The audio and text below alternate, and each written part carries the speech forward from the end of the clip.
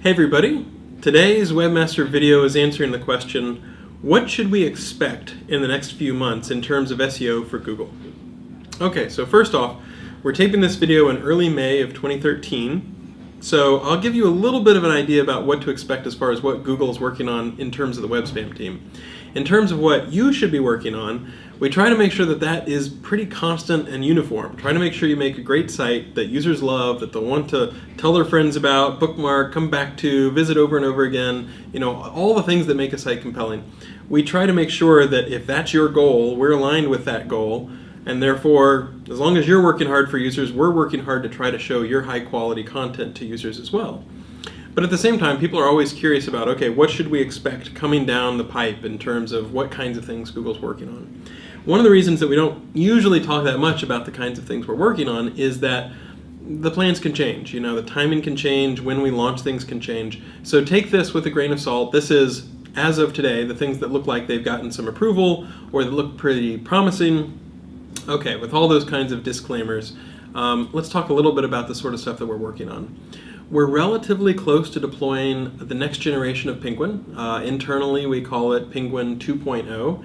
And again, Penguin is a web spam change that's dedicated to try to find black hat web spam and try to target and address that. So this one is a little more comprehensive than Penguin, than Penguin 1.0, and we expect it to go a little bit deeper and have a little bit more of an impact than the original version of Penguin. We've also been looking at advertorials, that is sort of native advertising and those sorts of things that violate our quality guidelines. So again, if someone pays for coverage or pays for an ad or something like that, those ads should not flow PageRank. We've seen a few sites in the US and around the world that take money and then do link to websites and pass PageRank. And so we'll be looking at some efforts to sort of be a little bit stronger on our enforcement as far as advertorials that violate our quality guidelines. Now, there's nothing wrong inherently with advertorials or native advertising, but they should not flow PageRank, and there should be clear and conspicuous disclosure so that users realize that something is paid, not organic or editorial. It's kind of interesting. We get a lot of great feedback from outside of Google. So for example, there were some people complaining about searches like payday loans on google.co.uk. So we have two different changes that try to tackle those kinds of queries in a couple different ways. We can't get into too much detail about exactly how they work, but I'm kind of excited that we're going from having just general queries be a little more cleaned to going to some of these areas that have traditionally been a little more spammy, including, for example, some more pornographic queries. And some of these changes might have a little bit more of an impact in those kinds of areas that are a little more contested by various spammers and that sort of thing. We're also looking at some ways to go upstream to deny the value to link spammers. Some people who spam links in various ways.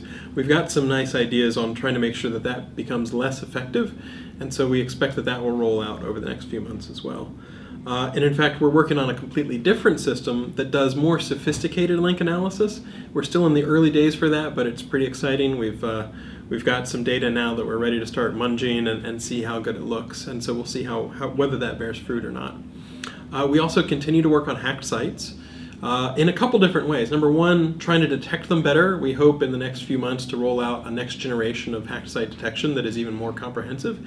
And also trying to communicate better to webmasters, because sometimes we see confusion between hacked sites and sites that serve up malware, and ideally you'd have a one-stop shop where once someone realizes that they've been hacked, they can go to Webmaster Tools and have some single spot where they could go and get a lot more info to sort of point them in the right way to helpfully clean up those hacked sites.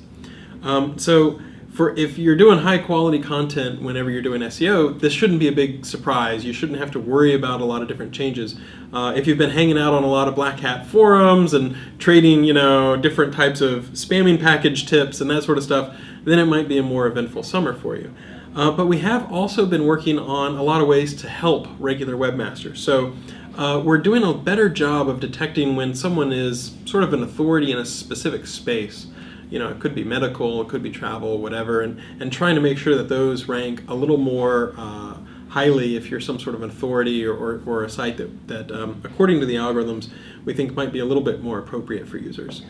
We've also been looking at Panda and seeing if we can find some additional signals, and we think we've got some to help refine things for the sites that are kind of in the border zone, in the gray area a little bit. And so if we can soften the effect a little bit for those sites that we believe have got some additional signals of quality, then that will help sites that might have previously been affected to some degree by Panda. We've also heard a lot of feedback from people about, okay, if I go down 3 pages deep, I'll see a cluster of several results all from one domain. And we've actually made things better in terms of you would be less likely to see that on the first page, but more likely to see that on the following pages. And we're looking at a change which might deploy, which would basically say once you've seen a cluster of results from one site, then you'd be less likely to see more results from that site as you go deeper into the next pages of Google search results. And that was good feedback that people have been sending us. We continue to refine our host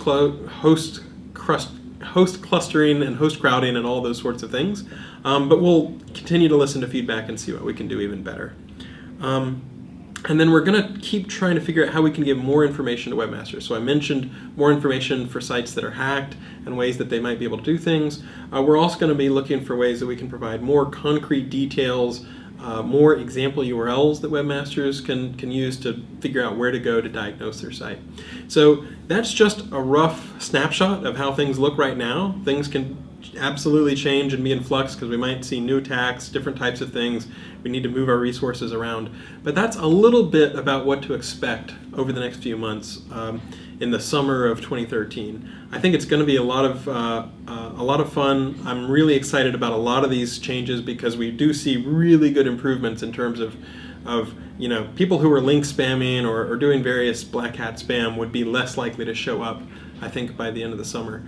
And at the same time, we've got a lot of nice changes queued up that hopefully will help small, medium businesses and regular webmasters as well. So that's just a very quick idea about what to expect in terms of SEO for the next few months as far as Google.